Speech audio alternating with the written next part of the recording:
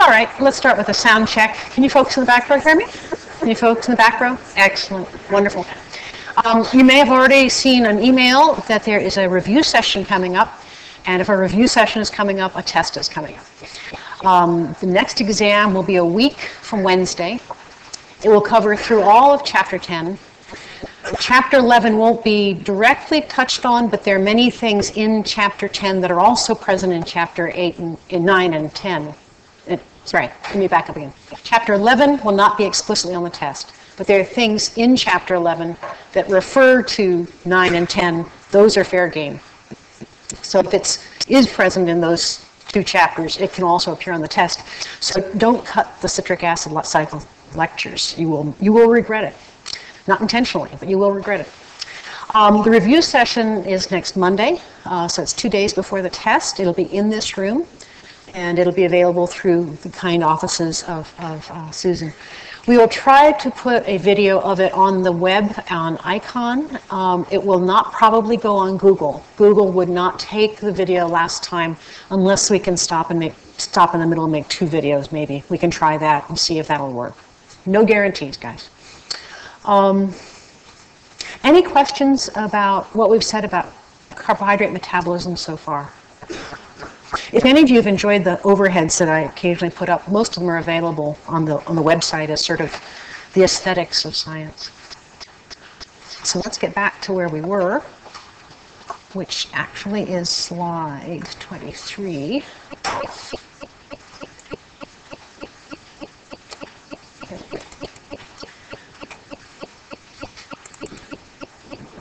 So we had just been talking about aldolase, I think, and we had not started on the actual mechanism of aldolase. We just talked about the fact that it can do it. And now it has to count on its toes. All right, we'll get there. Huh. Is this not? Suddenly it's, there we go. Let's just try going straight to the slideshow from that. Okay. So aldolase is the last enzyme in the part of the, sorry, not aldolase, triose-phosphate isomerase will be the last one, isn't it? We stopped at aldolase, is that correct? Okay. And aldolase is a very nifty enzyme because although it has a very unfavorable reaction, the products are going to get pulled away fast, and that makes it go forward. So what we're going to do is take this hexose and make 2 trioses. And let's just take a peek at the enzyme mechanism. We're not going to dwell on it in great detail, but it gives you a feeling for the kinds of things that these enzymes can do and how they go about doing it. The active site, the reactive, the catalytic residues in aldolase include a lysine and a tyrosine. And so when the fructose 1,6-bisphosphate with its 2 phosphates floats in, it can then interact with the amine of a lysine to make a Schiff base. So there's going to be a covalent bond formed between that second carbon there and the nitrogen. So we're seeing something we've seen before, which is a covalent intermediate on the enzyme. And then, that's right, I need to do the pointer thingy. And okay, the tyrosine is going to pull off a proton.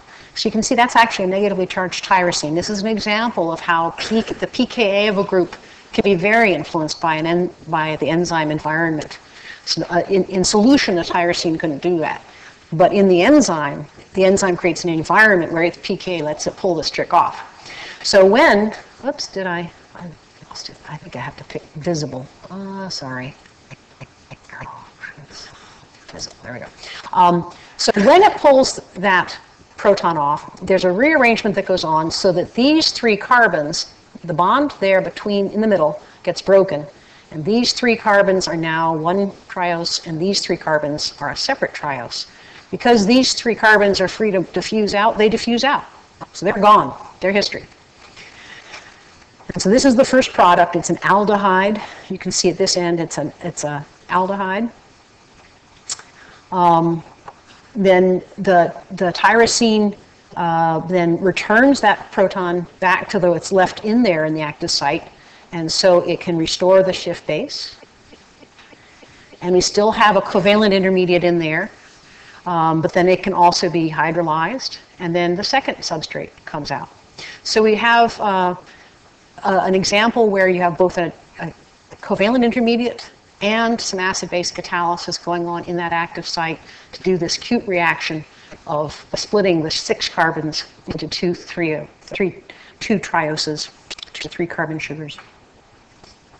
Now, dihydroxyacetone phosphate, or DHAP, is useful for some things, but it's not useful for glycolysis. So when we think about glycolysis per se, we need to turn it into GAP. And so there's an enzyme called triose phosphate isomerase. Enzyme name is very transparent. It takes triose phosphates, 3 carbon sugars with phosphates on them, and isomerizes. And it can flip these two back and forth, DHAP and GA3P, glyceraldehyde 3-phosphate. But in the context of glycolysis, what we're looking for is to turn the DHAP into glyceraldehyde 3-phosphate. This is considered a catalytically perfect enzyme. It catalyzes the reaction essentially as fast as the substrate hits the enzyme. I had the pleasure of seeing someone's PhD thesis on this many moons ago, in which they were describing how it accomplished that. There's a slightly positive free energy change associated with it, but it's not a problem because the glyceraldehyde 3-phosphate is going to get used up, and that helps to pull the reaction in that direction. Excuse me a second. Oh, sorry, video people. Okay, so now we're ready to go in the second major part, the second half, if you like, of glycolysis. We're going to look at the part where we actually get a payoff, where we get something out of all this investment. All of the intermediates from now on down are trioses, 3 carbon sugars. Overall, we're going to produce 4 ATP. We invested 2 ATP, so we net 2 ATP per glucose. This is not a very efficient process. So 1 glucose will net you 2 ATP overall. Thinking in terms of the bookkeeping, 1 glucose makes 2 trioses, okay? And so keep that in mind when we're going through the reactions and so on. This second half, the part where we're actually getting something out of the pathway, where we're having some energy production, is the most conserved among organisms. The top half, where you're starting with glucose and getting to glyceraldehyde 3-phosphate, there's some variations there, and some of them are a little strange, actually, depending on the environment and so forth. This second half is much more constant, and that leads biochemists to think that it may be part of the ancient pathways, the things that are part of what are sometimes called the last universal common ancestor. So what's going to happen? This enzyme, glyceraldehyde 3-phosphate dehydrogenase, is a very strange enzyme. You've got to take a look at this reaction because it's not one you're going to see every day. So this is glyceraldehyde 3-phosphate. It's a glyceraldehyde over here and a phosphate down there, okay? And we're going to invest, or the inputs for the reaction are going to be NAD plus and an inorganic phosphate. And GA3-PDH, or the glyceraldehyde 3-phosphate dehydrogenase, is going to pull off the cute trick of making a phosphate group on the triose and in the process reducing NAD to NADH. This is a very strange reaction. So somehow we can expect these two things to be coupled. In other words, there's an oxidation going on because NAD is reduced to NADH, and somehow he's stuck an inorganic phosphate onto a carbon backbone, which doesn't happen very often. There's always something interesting going on when that happens. And the answer is that the glyceraldehyde 3-phosphate is going to be both oxidized and phosphorylated for this to happen. Here's the active site of the enzyme, waiting eagerly for the advent of a tentative little shy GA3P. NAD is in the plus state already, and there's a sulfhydryl catalytic residue sticking into the active site, ready to do something. The glyceraldehyde 3-phosphate is going to then make a covalent attachment to that sulfhydryl, And then we end up with an actual covalent intermediate with that as part of the enzyme. The overall reaction is going to use inorganic phosphate. There's going to be electrons moving around. You can guess from this being an SH that there's a cis there. And one of the intermediates is going to be an acyl phosphate. So here's the carbonyl carbon with an oxygen between it and the phosphate. And these two double bonds to oxygen should be sort of a landmark for you that this might be a high energy bond. And so this is an acyl phosphate that's going to be part of the whole thing going on. But for the moment, we're having the cysteine attack the glyceraldehyde 3-phosphate.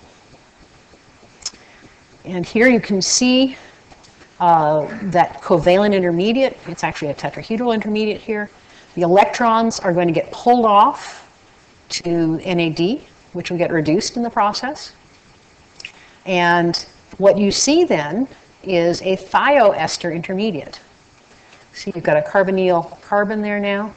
This should remind you of acetyl-CoA, which you may remember we said has a bond that's as energetic, roughly as energetic as an ATP. This is a thioester intermediate. It may well be an exciting thing to do something with. This NAD can leave, just diffuse out of the enzyme. A fresh NAD plus can come back in.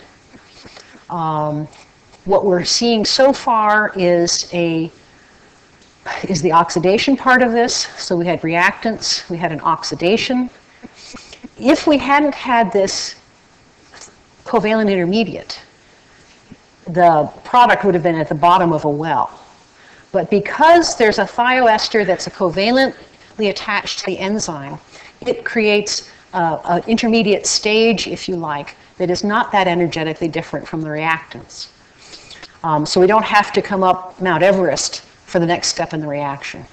So this covalent intermediate is an important part to making this enzyme work at all. So there we have our thioester, which might well be excited enough or energetic enough to do something interesting, and indeed it is. Here comes the phosphate, it attacks there, and now what we've made is a glyceraldehyde 3-phosphate, which is free to leave, and the cysteine is going to hold on to that hydrogen and be ready for the next thing coming in. So when the glyceraldehyde 3-phosphate, bisphosphate, glyceraldehyde 1,3-bisphosphoglycerate, is completed, the enzyme will be in state to receive something next. Let's take a little look at that molecule to make sure you're comfy with where we're different. So this is 1,3-bisphosphoglycerate. And this carbon has been oxidized. That had a hydrogen on it before. Now it's got an oxygen. So that was the carbon that was oxidized. It was the oxidation of that carbon that provided the energy to allow us to put on an inorganic phosphate. A very strange reaction. But now we have a phosphate in a situation that looks like it might be quite interesting. This also looks like it might be a high energy phosphate, right? Phosphate group next to that carbonyl oxygen. Very promising. And in fact, it is. Now we're going to get one of those enzymes that works backwards. The enzyme we're going to look at next is called phosphoglycerate kinase, which by its name implies that it takes 3-phosphoglycerate and ATP and adds a phosphate to it. So it was named in the backwards reaction. In glycolysis, it will go in the forward reaction. That this group up here has enough energy in it to allow it to transfer a phosphate and make an ATP. So the phosphorus for this ATP came from inorganic phosphate. The oxidation of that carbon provided the energy, and now we've got an ATP out. This is called substrate level phosphorylation. Substrate level phosphorylation. When just the substrates of a reaction have a state somewhere along the way that provides a bond that is energetic enough to drive the formation of an ATP. We're going to see a few places where it happens, not very many, and all of them are interesting. So keep your eyes open for them. This is quite a strong free energy change, isn't it? Free energy change of minus 19 kilojoules per mole. So this is a very favored reaction in this direction.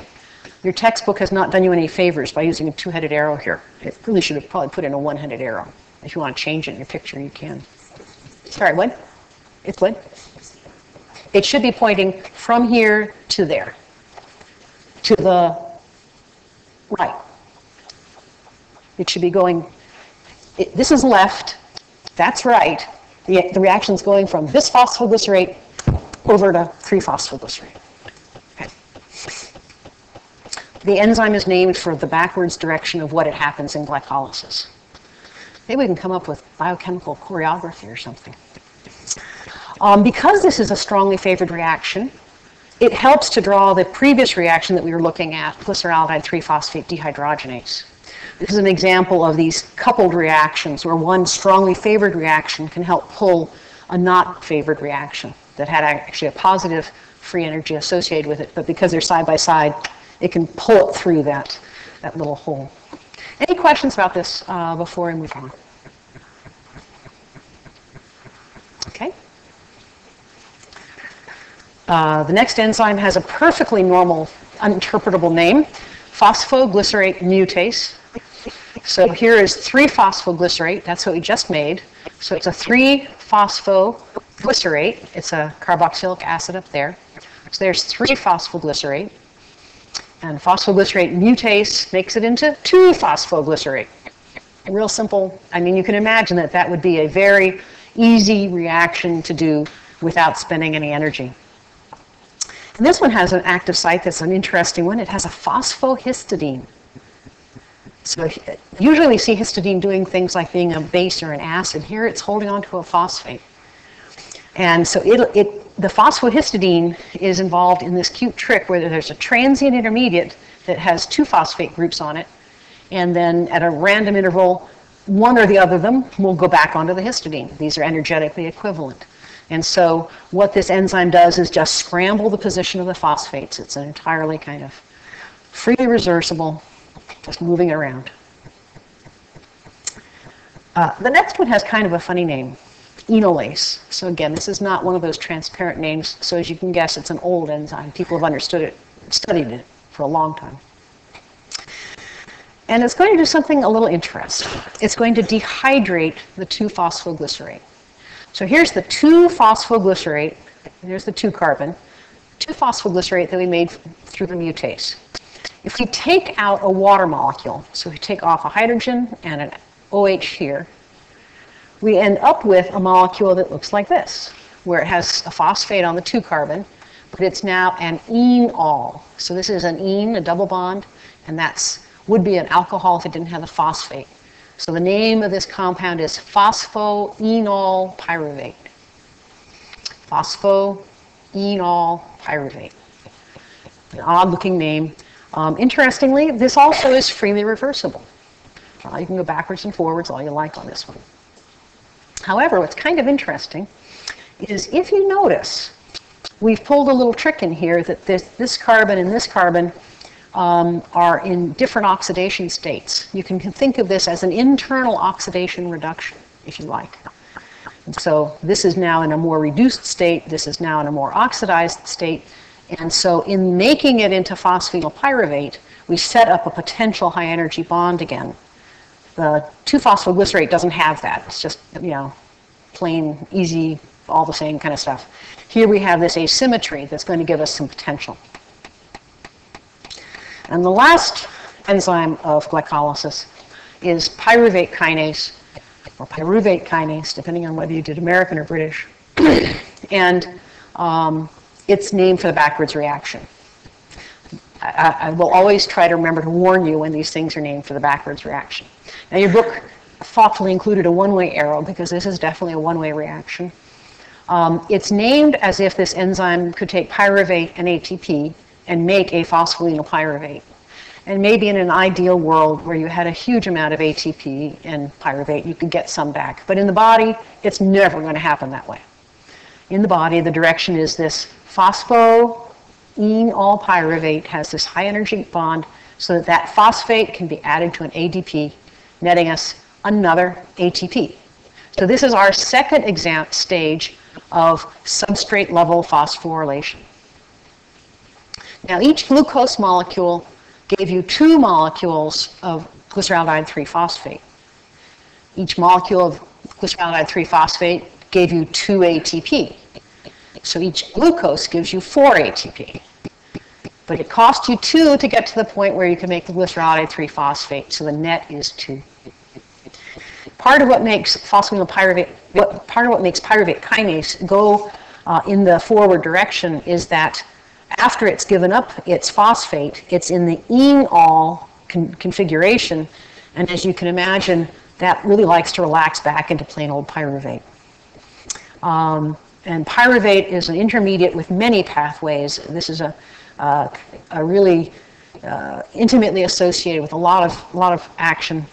So we're going to see it again and again. One thing to notice about it is it's very oxidized at one end and very reduced at the other.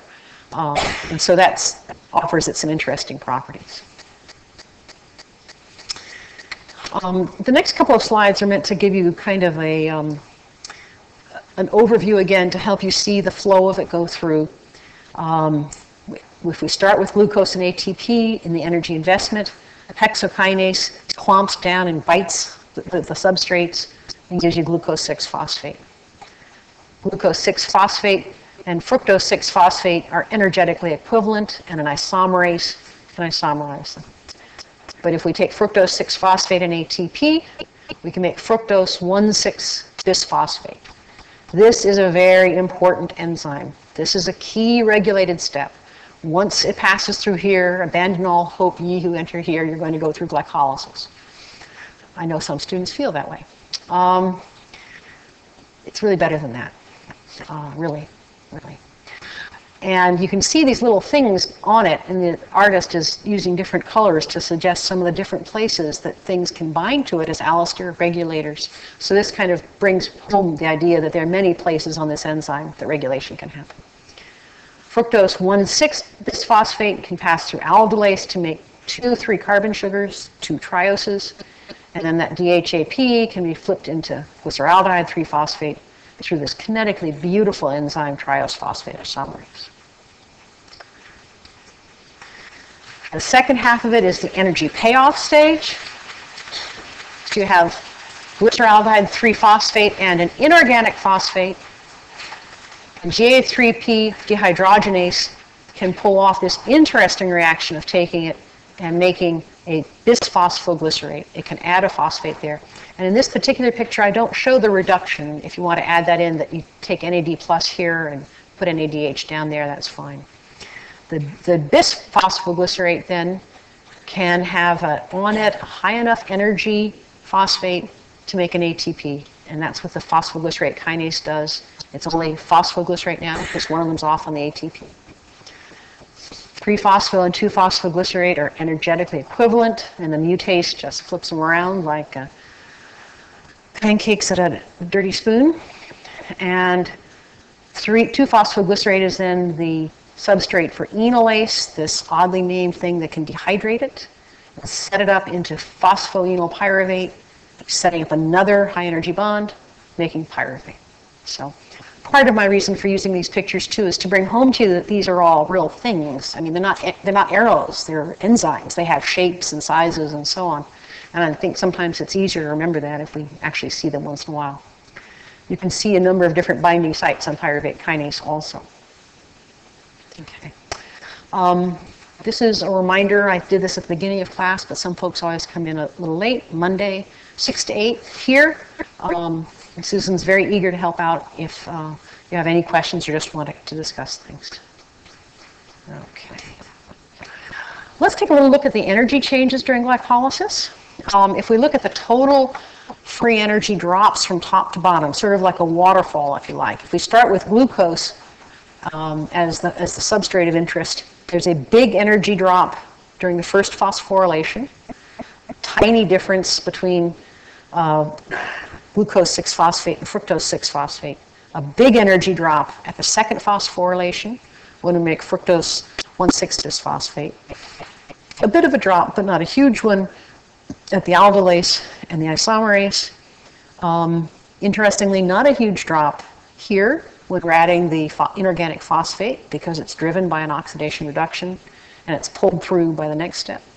But the last big drop is at 10, where we see pyruvate kinase, which harvests ATP. So that may give you more of a sense of the overall flow of energy through it.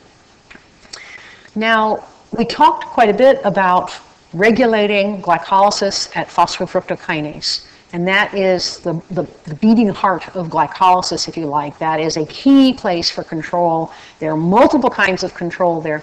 And I hope you'll go back somewhere along the way and refresh yourself about them. But that's not the only place that regulation happens. Glycolysis is so central, it's kind of a suspenders and belt approach to things, that there's more than one place to regulate it. And if you remember, I said that one of the things that made phosphofructokinase a good target for regulation is it's an irreversible step, and it's a committed step.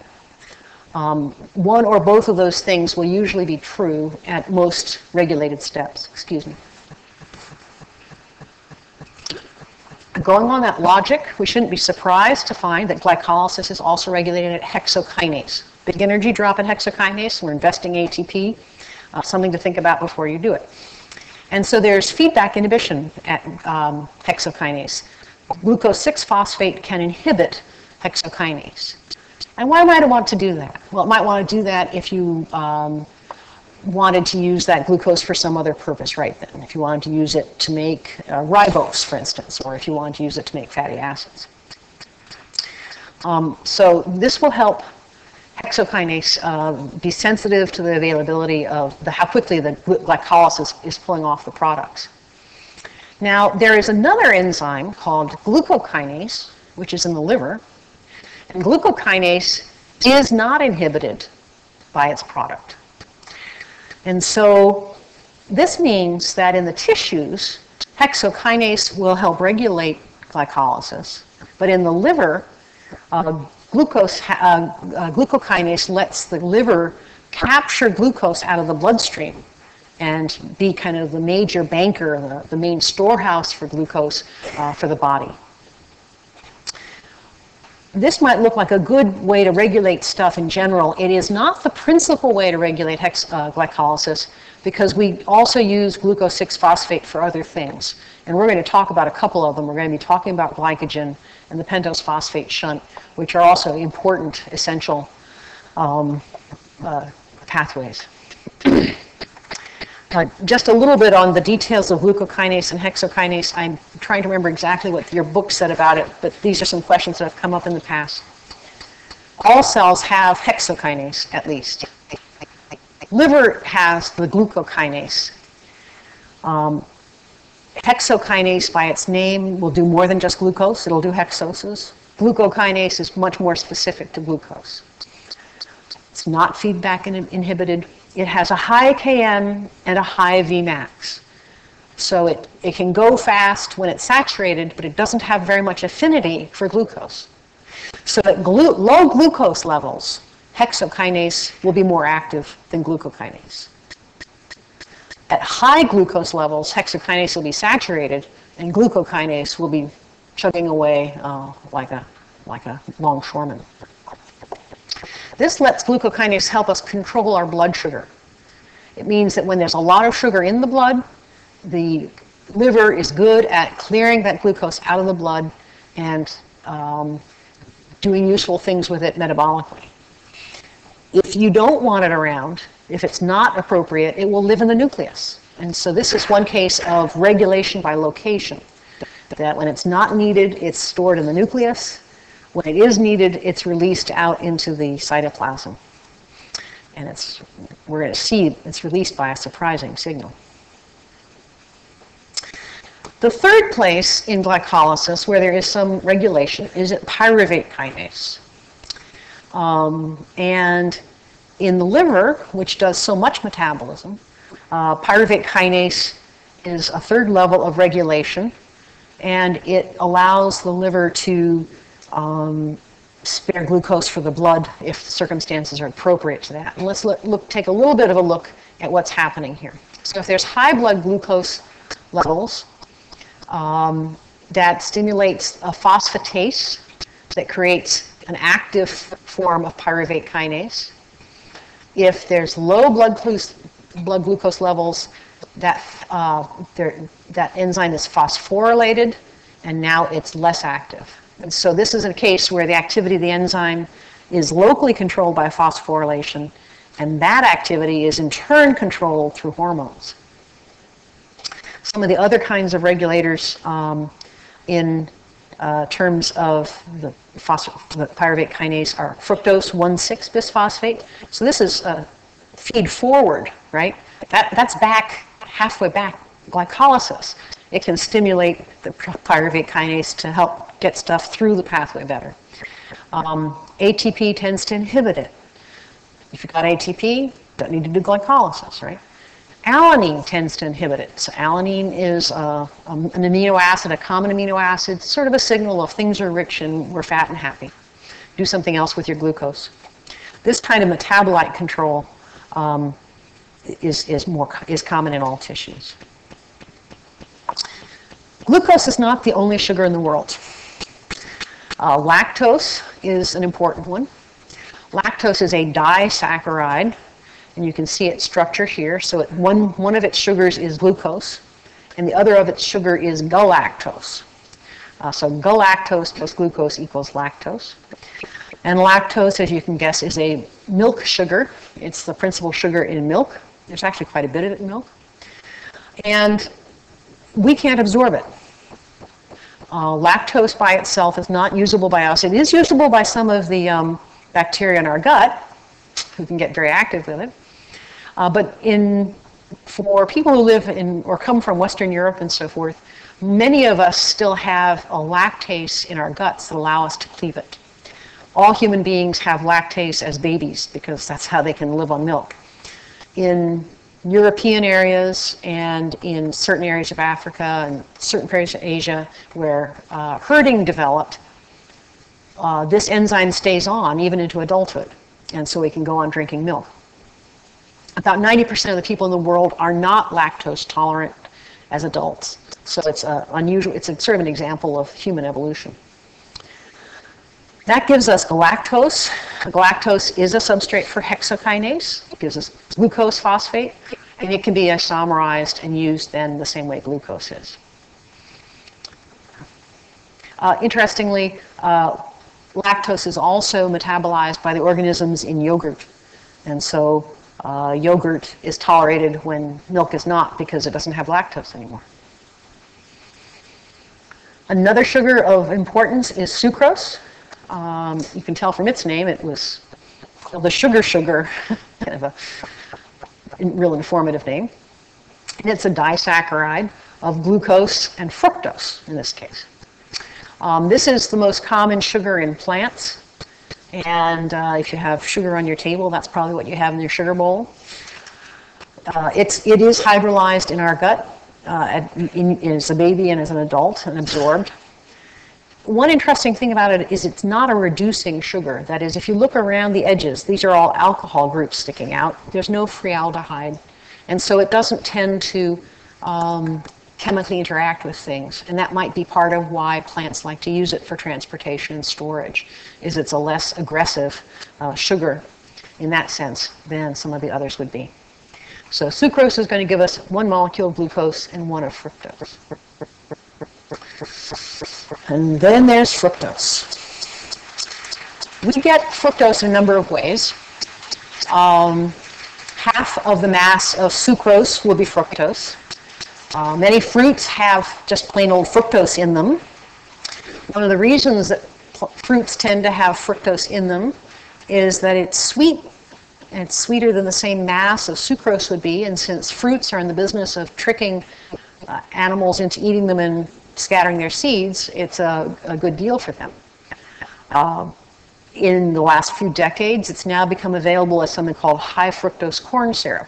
That is, people like ADM can take cornstarch, hydrolyze it, and then add in enzymes that convert it into fructose. And so instead of having straight glucose solution, which is not particularly sweet, you have fructose solution, which is much sweeter, or a good deal sweeter.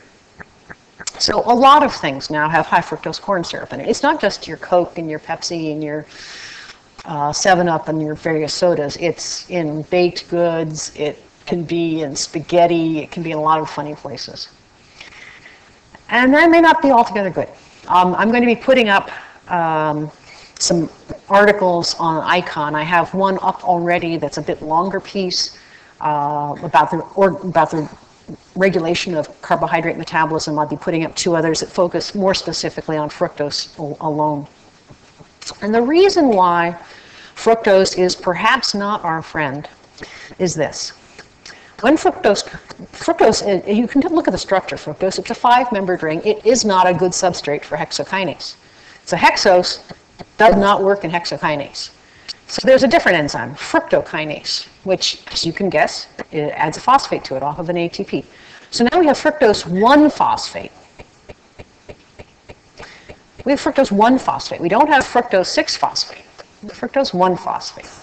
And that is not readily convertible into fructose 6-phosphate or fructose 1,6-bisphosphate. It has to do something different. And what it does is there's a different aldolase, a separate aldolase, that takes the fructose 1-phosphate and makes one molecule of dihydroxyacetone phosphate, which is the, we can put that through the isomerase and get out a GA3P, and then a molecule of glyceraldehyde. It's not phosphorylated. More important than those specifics is the fact that it has bypassed phosphofructokinase. It has snuck into glycolysis at the second half without having to go through GO. Go straight to jail, did not collect $200. It went past phosphofructokinase. It is not subject to the regulation that phosphofructokinase has. And so it's coming in by the back door. There is a growing body of evidence that suggests that high levels of fructose in the diet may be contributing to the growing overweight that Americans in the Western world are showing. That because it is not regulated the same ways, and because it alters glucose regulation, which those of you who want to read the article can see, it may well alter our overall calorie homeostasis. This is just showing you that in sort of pretty diagrams. Probably more important than the point on this is the fact that different tissues do different things. I should have been a little bit more cautious here. In liver, okay, I back off a little bit. In muscle and in fat cells, you can use hexokinase on it. But in liver, since liver is given a different spectrum of sugars, of enzymes, it does enter by the fructokinase, and the fructokinase enters downstream of the phosphofructokinase. So especially in the liver, this problem of coming in below PFK is important. Since the liver is the main regulator of metabolism, that's a bad place to miss regulation. Fructose is not a fuel for other tissues. It has to be metabolized by the liver before it's any use to the other tissues. And as a consequence, a lot of the fructose in the liver actually ends up getting used for fat synthesis rather than for, day-to-day energy. High fructose diets are associated with high serum triglycerides, for instance, which is usually not a good thing.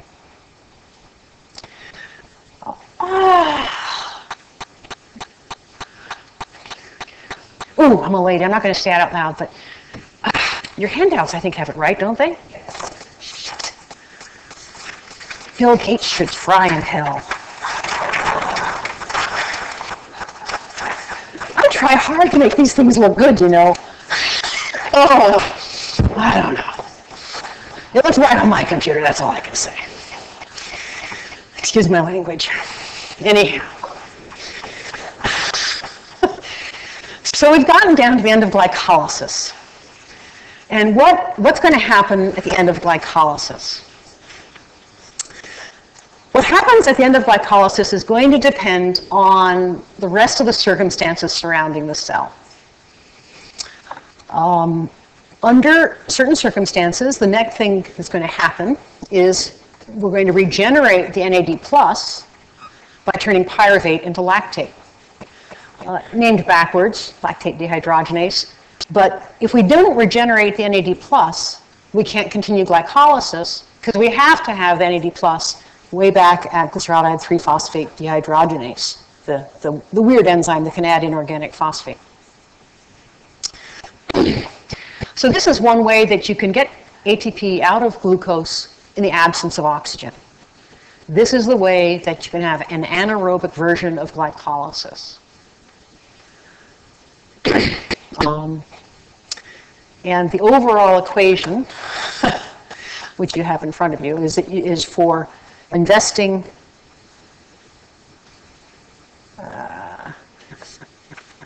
that equation actually isn't coming out quite right. You ought to net 2 ATP overall. So worse than being up backwards is the fact that the math isn't adding up there. There should be 4 ATP at that end. Pyruvate is not just useful as a fuel. I mean, it's not just sort of the endpoint of glycolysis, if you like. Pyruvate can also be used for a lot of other things. Pyruvate is really at the intersection of many pathways. And here's just a couple of them. You can take pyruvate and a CoA molecule and make acetyl-CoA. So there's that thioester bond again, that high-energy thioester bond. And we drive that reaction by a decarboxylation. We're going to see that many times. So then we've got acetyl-CoA, which is a precursor for lots of different things. We can also use pyruvate to make a 4-carbon molecule. And this is kind of an interesting one. If we invest CO2 in this case, and ATP, we can make an oxaloacetate molecule. So this is a 4-carbon fragment. It's one of the components of the citric acid cycle that we're going to be seeing in a little bit. It's also a precursor for amino acids. So that's a way that you can lengthen the carbon backbone, and it's an expensive process. It costs you an ATP. So that's pyruvate carboxylase. Yeah. And this is showing you the side chain of pyruvate carboxylase that can hold on to a carbon dioxide while all that's going on. Obviously, you have to have some way to maneuver that CO2 around. I think given where we are on the slides and the fact that we have only one more day left for these, I'm going to go through this reaction a little quickly. Okay.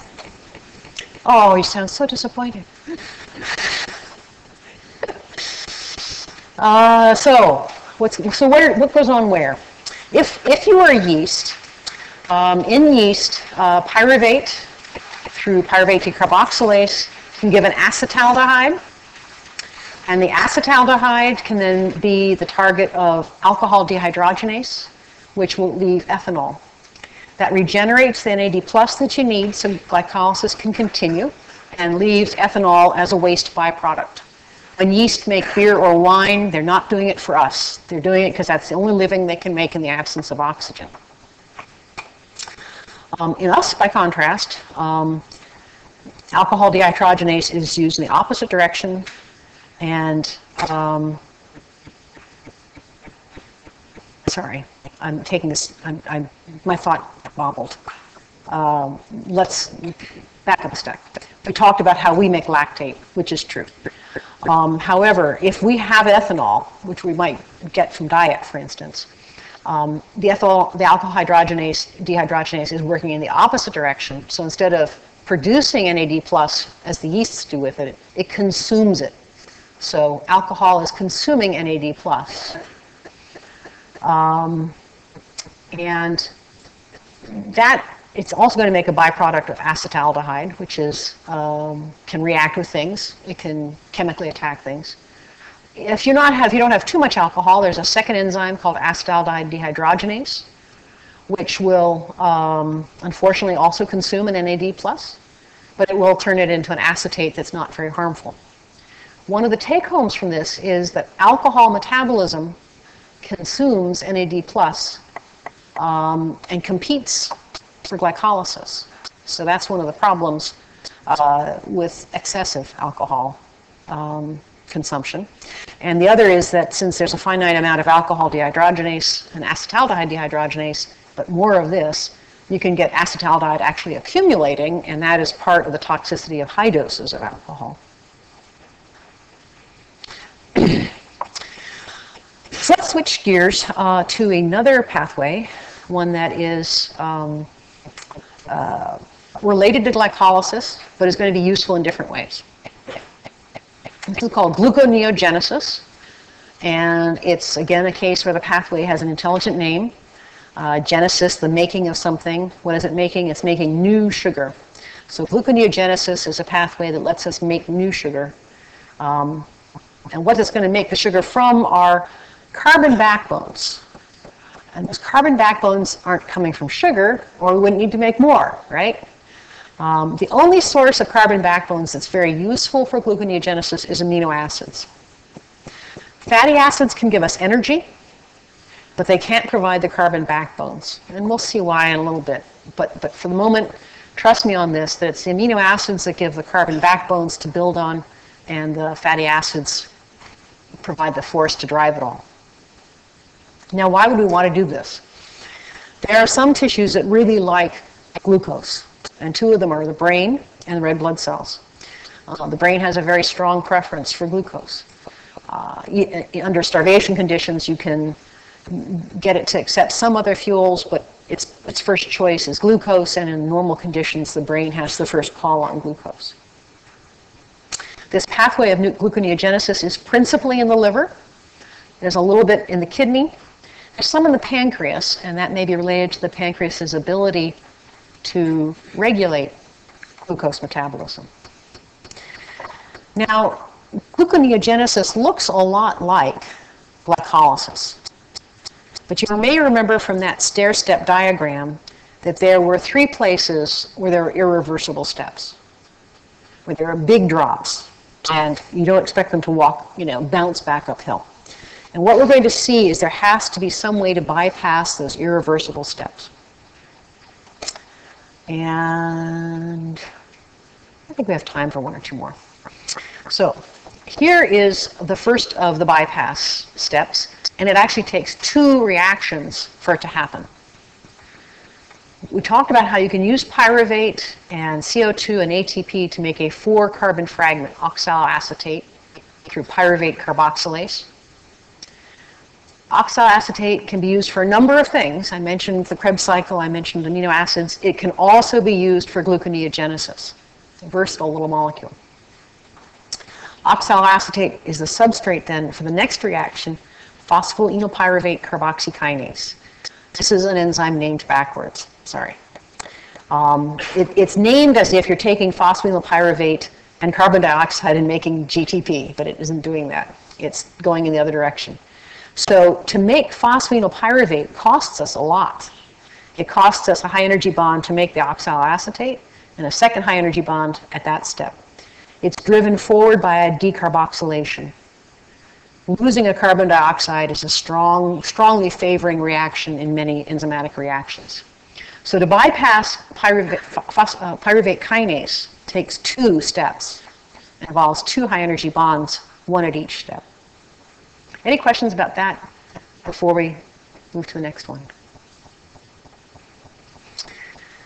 So this is a way of looking at the 2 pathways in parallel to see where you have to do things differently.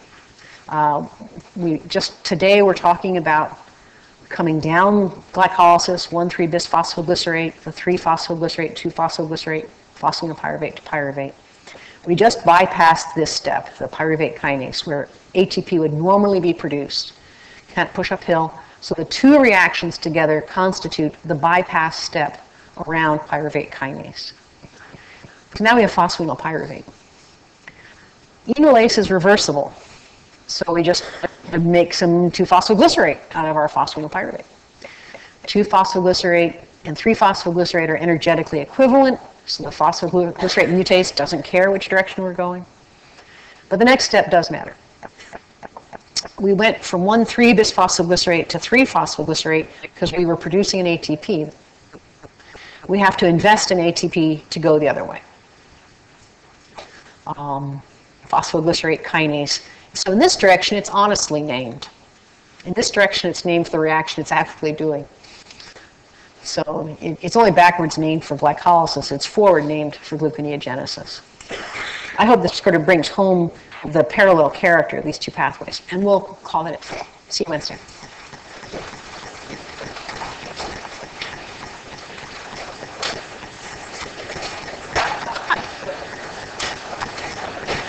You said forward? Well, in other words, okay, I see what you're saying. In other words, To me, it's... no, you're right. You're right. It is two. Next time in class, speak up. Okay. Look, tell you what, I will not be mad at you, and I'll still give you the bonus points if on Wednesday you ask me about that first thing. I'll just correct it there. This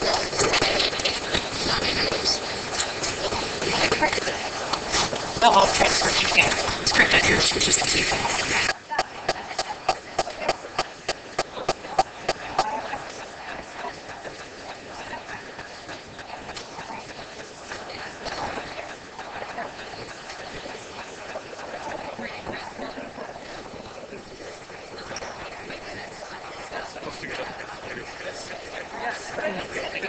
Let it make money.